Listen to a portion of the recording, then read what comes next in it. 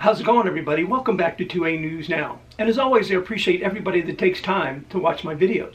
Sorry I didn't get this news out earlier, and I'm sure most of you have heard already. But the Department of Justice has dropped all charges against rare breed triggers. And here's the press release that the Department of Justice put out about the subject today, which was Friday. In accordance with President Trump's executive order protecting Second Amendment rights, as well as the Attorney General's Second Amendment Task Force, the Department of Justice announced the settlement of litigation between the federal government and rare breed triggers. This Department of Justice believes the Second Amendment is not a second-class right, and this was coming from Attorney General Pam Bondi. And we're glad to end a needless cycle of litigation with a settlement that will enhance public safety.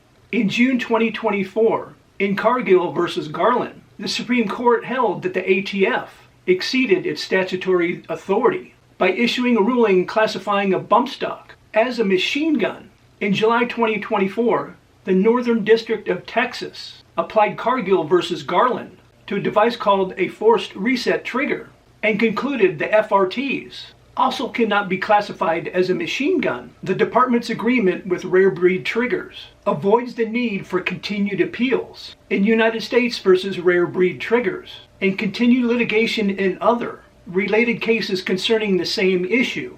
The settlement includes agreed upon conditions that signify advanced public safety with respect to FRTs, including rare breed will not develop or design FRTs for use in any pistol and will enforce its patents to prevent infringement that could threaten public safety. Rare breed also agrees to promote the safe and responsible use of its products. The cases that will be resolved under the settlement agreements are National Association for Gun Rights versus Garland, United States versus Rare Breed Triggers LLC, and United States versus Miscellaneous Firearms and related parts and equipment listed in Exhibit A 23 CV17 out of Utah. Like I said, that is a statement directly from the Department of Justice. And according to the spokesman for Rare Breed Triggers, they're going to start building right away. And they'll be receiving all of their triggers back that were confiscated, as well as people are supposed to get back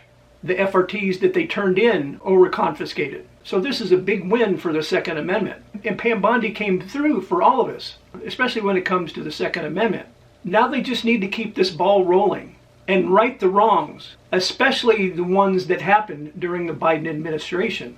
I really would like to hear your guys' thoughts in the comment section down below, what you think of this ruling. And if you enjoy videos like this, and also you want to help the channel out and help it to continue to grow, I just ask you to take a few seconds of your time to like, share, and subscribe, and hit those post notifications. I really would appreciate it.